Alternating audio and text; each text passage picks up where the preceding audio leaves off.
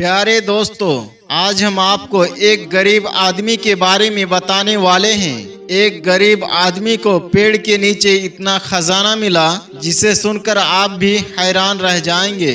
तो दोस्तों, आखिर पेड़ के नीचे खजाना कैसे मिला और ये एक बड़ी सी मछली का वाकया है, आइए आपको बताते हैं। दोस्तों, अगर आपने हमारी इस वीडियो को अब तक लाइक नहीं किए तो आगे बढ़ने से पहले इसे लाइक कर ले। अगर आप हमारे चैनल पर नए हैं, हमारे चैनल को सब्सक्राइब नहीं किए हैं तो हमारे चैनल को अभी सब्सक्राइब कर ले और आइंदा आने वाले ऐसे ही दिलचस्प वीडियोस के नोटिफिकेशन के लिए बेल आइकन पर क्लिक करना ना भूले और इसे अपने दोस्त अहबाब तक भी जरूर शेयर करते रहें। तो आइए वीडियो शुरू करते हैं। दोस्तों, पुराने वक्तों की बात है। दो सगे भाई साथ रहा करते थे। वो दोनों किसान थे। छोटा भाई बड़े भाई से ज्यादा मेहनती था और वो बहुत रहमदिल भी था, लेकिन वो गरीब था। जबकि बड़ा भाई ज्यादा मेहनत नहीं करता था, लेकिन अपनी चालाकी से उसने बहुत सी दौलत इकट्ठा कर ली थी। एक मर्तबा छोटा भाई नमाज पढ़ रहा था। नमाज पढ़ते पढ़ते उसके दिल में ख्याल आया, क्यों ना मैं किसी दूसरे शहर में चलकर अपनी हालत को बेहतर बनाने की कोशिश करूं, क्योंकि यहाँ पर मैं इतना मेहनत करता हूँ, कड़ी धूप में हल चलाता हूँ, लेकिन मुझे यहाँ कोई भी अच्छा नतीजा नजर नहीं आ रहा है। वैसे तो अल्लाह ताला का शुक्र है, लेकिन फिर भी मैं किसी के सामने हाथ नहीं फैलाना चाहता। यहाँ तो ऐसी नौबत आ जाती है कि बड़े भाई के दर पर जाना पड़ता है और बड़े भाई नाराज हो जाते हैं। बेहतर यही है कि मैं यहाँ से निकल जाऊं। एक रोज यही इरादा करके वो अल्लाह ताला से दुआ करके उस गांव से निकल गया। वो चलते चलते एक ऐसी जगह पर पहुंचा जहां किसी बादशाह का महल बन रहा था, लेकिन उस बादशाह के साथ अजीब बात ये हो रही थी, जब महल एक तरफ से बन जाता और कारीगर यानी काम करने वाले दूसरी तरफ से काम करने लगते तो पहली तरफ का हिस्सा खुद ब खुद गिर जाता था। वो ये अजीब बात देखकर कुछ देर तक वहीं खड़ा हो गया, देखता रहा। इतने में बादशाह की सवारी वहां से गुजरी। बादशाह ने एक आम से कपड़े पहने हुए आदमी को इस तरह महल के तरफ देखते हुए पाया। अपने सिपाहियों से कहा, हमें इस शख्स के पास लेकर चलो, आखिर ये क्या देख रहा है। बादशाह ने उससे कहा, तुम कौन हो, तुम कहां से आए हो और कहां जा रहे हो, यहाँ अजनबी हो क्या?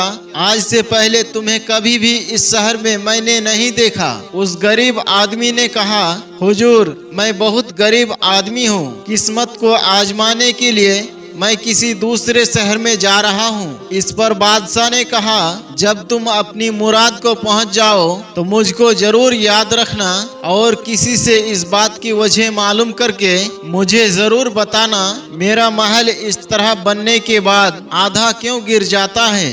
गरीब आदमी ने बादशाह से वादा कर लिया, ये बात मालूम करके उसे जरूर बताएगा।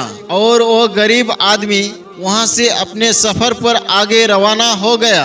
वो जहां भी ठहरता वहां पर 2 रिकात नफिल नमाज जरूर अदा करता। रास्ते में एक दरिया आ गया। उसने सोचा, क्यों ना दरिया से वजू करके मैं नमाज अदा कर लूं।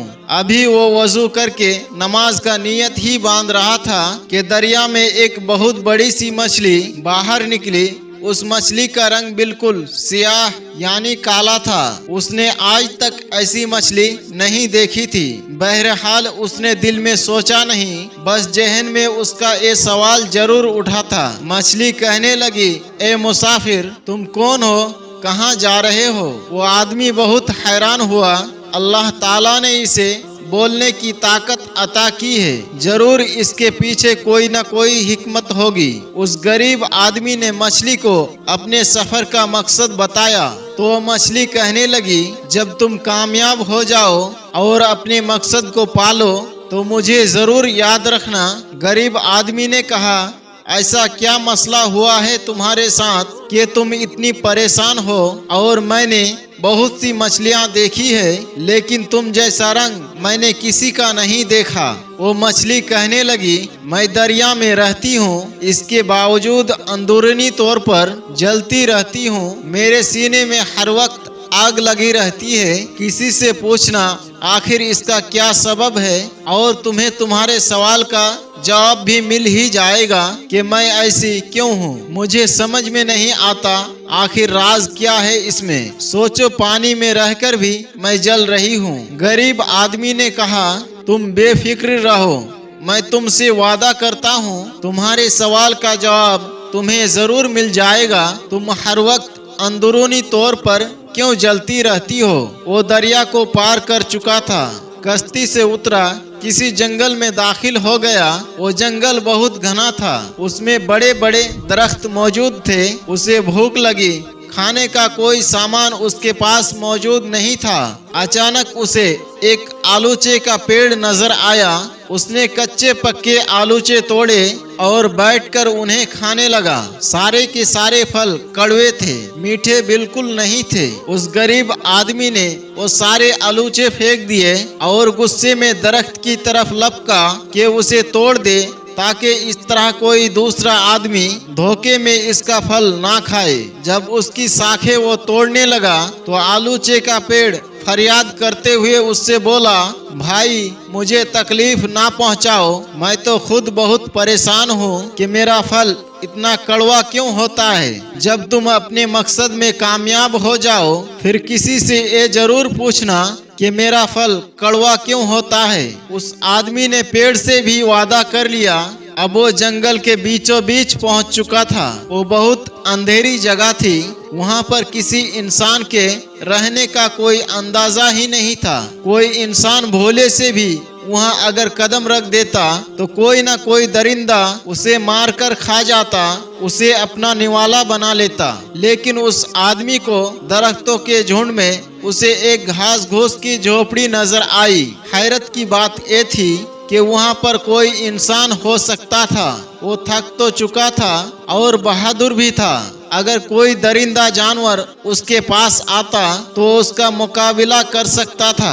थोड़ा आराम करने के लिए मैं इस झोपड़ी में दाखिल हो जाता हूँ, थोड़ी देर सो जाता हूँ, फिर आगे अपने सफर को शुरू करूँगा। जब वो झोपड़ी के अंदर दाखिल हुआ, उसने देखा कि वहाँ पर एक बहुत बूढ़ा फकीर गहरी नींद में सो रहा है। इस अंदाज में कि अल्लाह ताला का जिक्र भी हो रहा है और वो सो भी रहा है।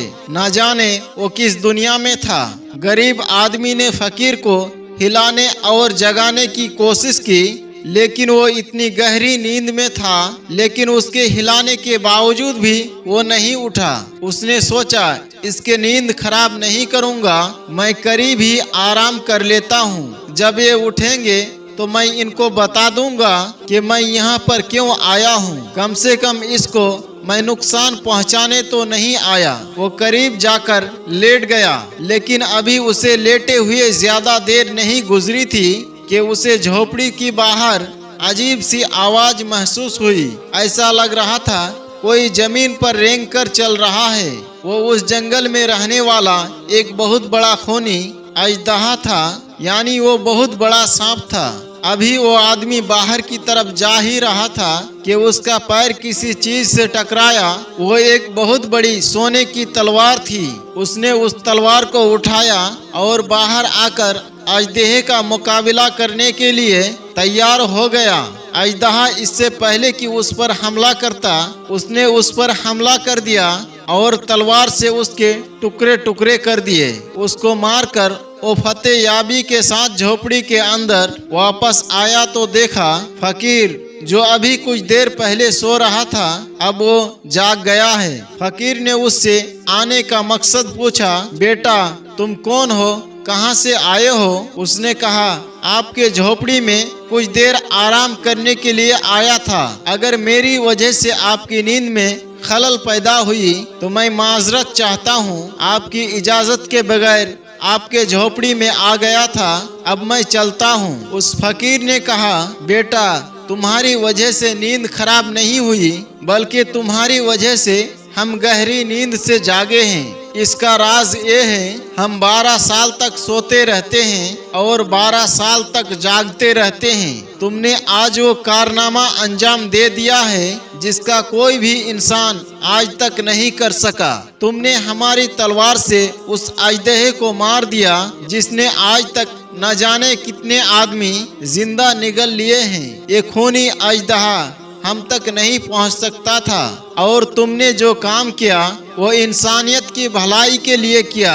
और तुम्हारी इस बात से खुश होकर मैं तुमसे कहता हूँ, तुम्हारा जो मकसद है तुम्हें पाने के लिए अब तुम्हें शहर जाने की कोई जरूरत नहीं, बल्कि जो सवाल अपने साथ लेकर आए हो उन सवालों को एक एक करके बयान करो। उस गरीब आदमी ने कहा, मैं तो रास्ते से गुजर रहा था। रास्ते में बादशाह के महल के पास मुझे एक अजीब नज़ारा नजर आया। मैंने देखा कि बादशाह का महल तामीर हो रहा है, लेकिन इसका एक हिस्सा बार बार गिर जाता है। फकीर ने कहा, बेटा, बादशाह की एक जवान बेटी है जो शादी के काबिल हो गई है। जब तक बादशाह अपनी बेटी की शादी नहीं करेगा उसका महल इसी तरह गिरता रहेगा। लेकिन वो उसका शादी क्यों नहीं करा रही है? फकीर ने कहा, क्योंकि वो चाहता है उसकी बेटी की शादी किसी अमीर दौलतमंद शहजादों के साथ हो, और उसकी बेटी अल्लाह वाली है। वो चाहती है कि वो किसी गरीब से शादी करे, पर बादशाह इस बात के लिए तैयार नहीं है। बस उस बादशाह से जाकर कह दो, अगर तुम अपनी बेटी की शादी उसकी पसंद से कर देते हो तो तुम्हारा महल जो अब तक गिरता जा रहा है वो नहीं गिरेगा। उसके बाद उसने मछली का मसला बयान किया। फकीर ने कहा, मछली को अल्लाह ताला ने दानिशमंदी की दौलत दी है, मगर वो खुदगर्ज है। उसे अपने सीने में दबाए बैठी है। उससे कहो वो अपने अक्लमंदी से दूसरों को फायदा पहुंचाए। उसका रंग सियाह इसलिए है कि वो हमेशा जलती रहती है। वो किसी को खुश होता हुआ नहीं देख सकती। और दूसरी बात यह है, उसकी जबान से अल्लाह ताला का कभी जिक्र जारी नहीं होता।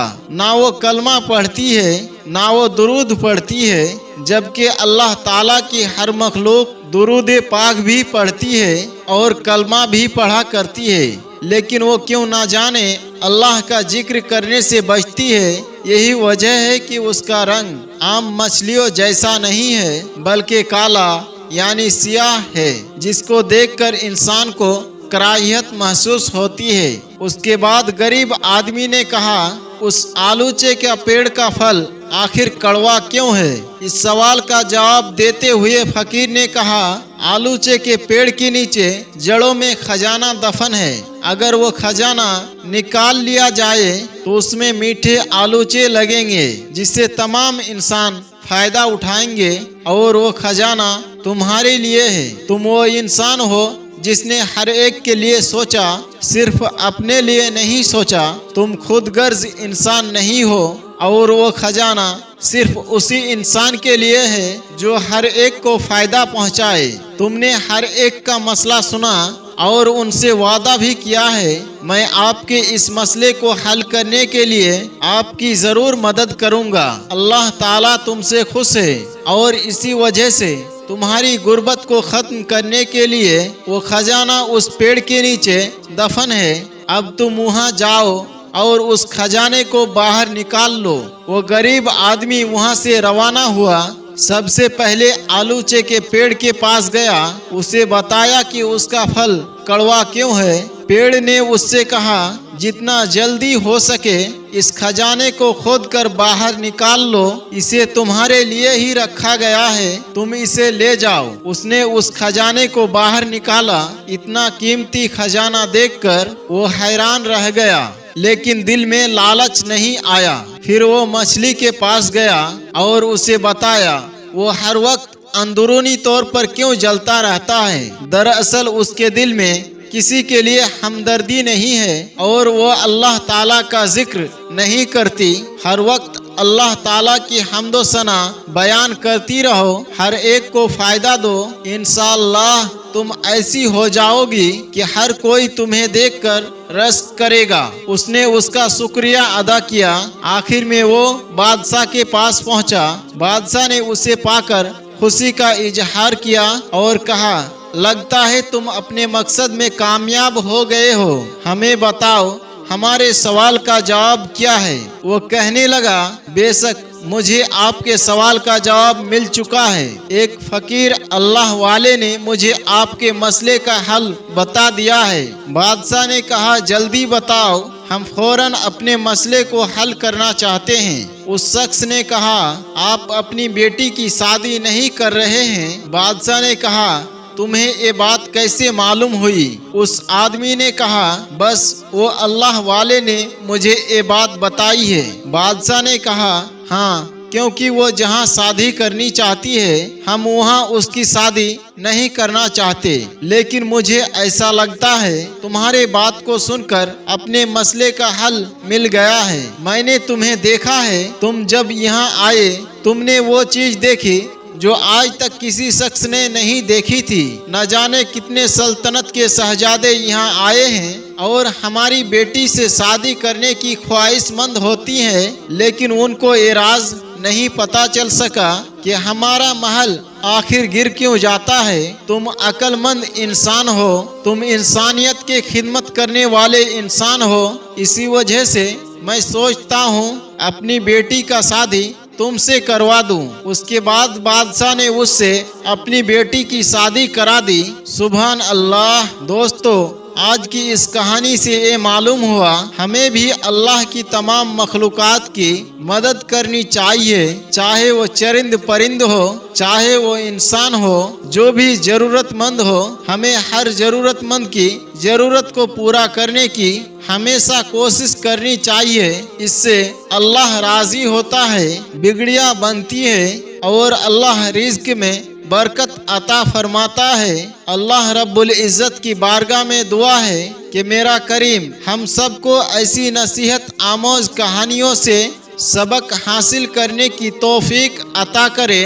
आमीन या रब्बल आलमीन। दोस्तों, आज की कहानी में बस इतना ही। इंशाअल्लाह एक नई कहानी के साथ बहुत जल्द फिर आपके खिदमत में हाजिर होंगे। तब तक के लिए हमें इजाज़त दें। अस्सलामु अलैकुम व रहमतुल्लाह।